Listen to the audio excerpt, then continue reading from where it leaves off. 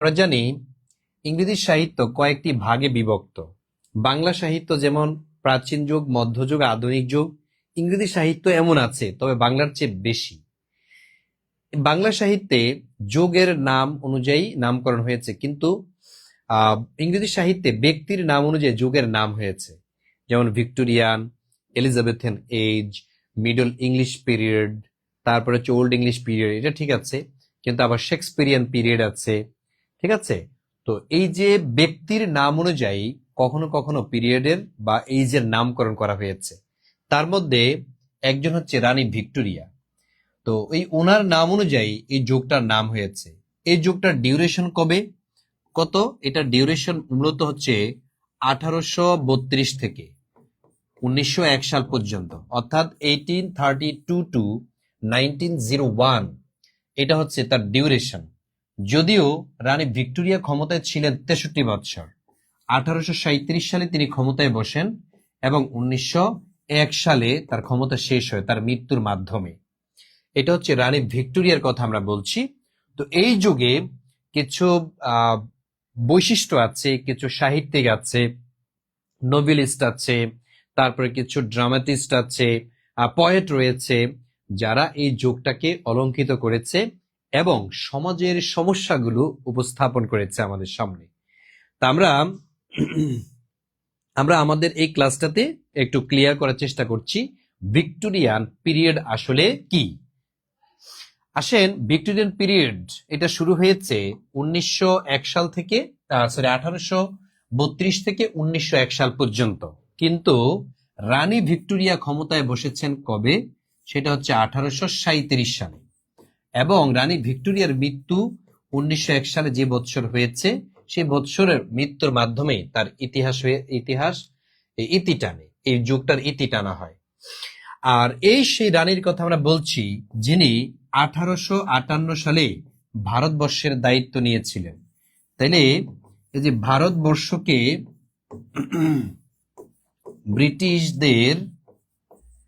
ব্রিটিশদের পার্লামেন্টের অন্তর্ভুক্ত করা হয়,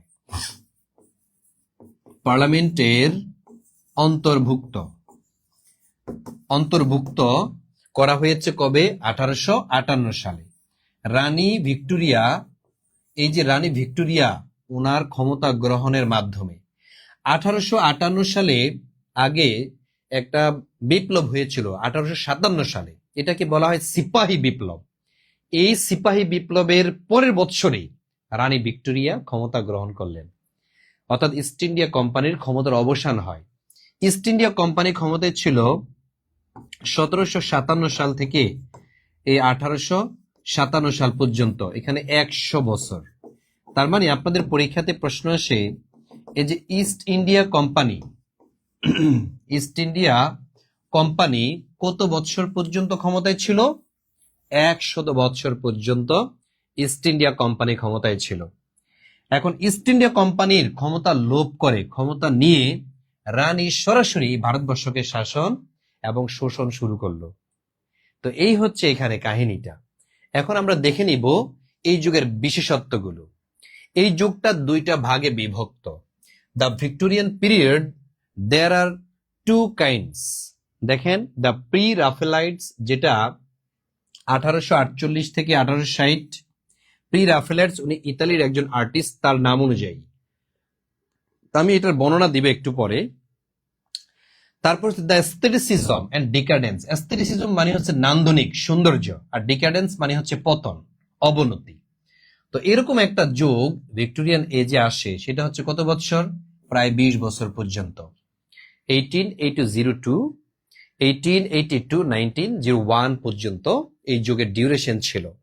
আর দ্য প্রি রাফেলাইটস যেটা, সেটা ছিল 1848 টু 1860। এটা মনে রাখতে হবে, কারণ এই প্রশ্নটা বিসিএস এ আসছে। দ্য প্রি রাফেলাইটস এর ডিউরেশন কত ছিল। ইভেন এই প্রশ্নটা এসেছে যে দ্য এস্থেটিসিজম এন্ড ডিকাডেন্স, এটা ডিউরেশনটা কত সাল পর্যন্ত ছিল। আচ্ছা, আমরা একটু পরিচয়টা জেনে নেই। দ্য প্রি রাফেলাইটস এটা আসলে কি? প্রি রাফেলাইটসটা হচ্ছে, the pre Raphaelites believed that art before Raphael বা আর্লি রেনেসান্স আর্ট। ঠিক আছে, এই রাফেল একজনের একজন আর্টিস্ট যিনি হচ্ছে রেনেসার পূর্বে was more natural, detailed and sincere. So they tried to return to that style. রেনেসার পূর্বে যে আর্ট ছিল, যে নেচার ছিল, যে স্টাইল ছিল, ওটাই নাকি ভালো। এই যুগে মানে প্রি রাফেলাইটসে এসে মানুষজন চিন্তা করা শুরু করলো যে পূর্বের যেগুলো ছিল, যে স্টাইল ছিল কবিতা, গল্পে, নাটকে, ওটাই হচ্ছে ভালো। ঠিক আছে? তো এইটা হচ্ছে গিয়ে তারা কি করলো, তারা এটাকে বিশ্বাস করা শুরু করলো, এটাকে বিশ্বাস করলো। তারপরে main aims to show truth to nature, to use bright colours and fine detail.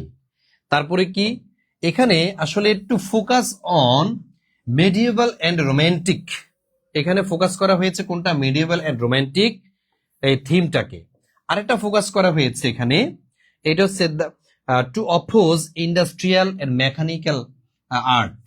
ঠিক আছে, এখানে এই যুগে তো সাধারণত ইন্ডাস্ট্রিয়াল রেভলিউশনটা হয়েছিল, এটার বিরুদ্ধেও এই যুগের রাইটাররা লিখেছেন। তারপর হচ্ছে মিডিয়েভাল বা মধ্যযুগের সাহিত্যের প্রতি বা স্টাইলের প্রতি মানুষের বিরূপ একটা মন্তব্য চলে আসে যে এগুলার চেয়েও আগের যুগের গুলো ভালো, রেনেসার পূর্বে যুগের গুলো ভালো। তো এই যুগটাকে মূলত প্রি রাফেলাইটস বলা হয়। অর্থাৎ প্রি রাফেলাইটসরা বিশ্বাস করত যে পূর্বের মানে রাফেল যুগের যে সমস্ত সাহিত্য ছিল, স্টাইল ছিল, হ্যাঁ, নেচার ছিল, ওইটাই হচ্ছে সবচেয়ে ভালো, এটা বিশ্বাস করা হতো। এবার আসেন প্রি রাফেলাইটস এর কয়েকজন সদস্য আমরা একটু দেখে নেই। যেমন দান্তে, গ্যাব্রিয়েল রোসেটি, উইলিয়াম হোলাম হান্ট, জন এভারেট মিলিয়াস। এই তিনজন হচ্ছে এই যুগের মানে প্রি রাফেলাইটস এর সদস্য। তারা হচ্ছে মূলত এই বিষয়ে লেখনী শুরু করে এবং আন্দোলন শুরু করে প্রি রাফেলাইটস নিয়ে। তারপরে আমরা একটু দেখে নেই অ্যাস্থেটিসিজম এন্ড ডিকেডেন্স সম্পর্কে। অ্যাস্থেটিসিজম মানেটা কি? অ্যাস্থেটিসিজম মানে হচ্ছে নান্দনিক সৌন্দর্য, আর ডিকাডেন্স মানে হচ্ছে পতন বা অবসান। এইটার সাল কত পর্যন্ত ছিল? 1901 সাল পর্যন্ত।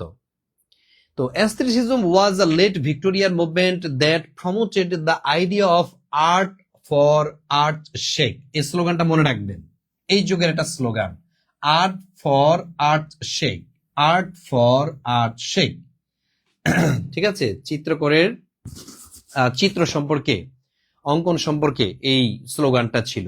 পরীক্ষাতে আসে আর্ট ফর আর্ট শেক, এটা আসলে কোন যুগের স্লোগান? ভিক্টোরিয়ান যুগের, তবে aestheticism and decadence এই যুগে। তো it argued that art does not need to teach moral lesson or serve social purpose. Its main goal is simply to create beauty and pleasure. এইটার মূল লক্ষ্যটা কি, গোলটা কি? এই যুগের গোলটা হচ্ছে সহজ সরলতা, সহজ সরল ভাবে ক্রিয়েট করবে কি সৌন্দর্য এবং প্লেজার, আনন্দ। মানে সহজ সরল ভাবেই মানে আনন্দ সাহিত্যের মধ্যে নিয়ে আসবে এবং কি সেখানে সৌন্দর্যতা ফুটিয়ে তুলবে, এইটা। তারপরে দেখেন এখানে definition, aestheticism is the believe that beauty is the highest value in art. আর্টের মানে সবচেয়ে মূল্যবান যে জিনিস সেটা হচ্ছে কি, সেটা হচ্ছে beauty. And artist should focus on style. আর্টিস্টরা স্টাইলের প্রতি ফোকাস করবে, স্টাইলের প্রতি তারা বেশি নজর দিবে। ফর্ম, ফর্ম মানে হচ্ছে রূপ, ফর্মের প্রতি রূপ দিবে। তারপর sensory experiences rather than moral or political message.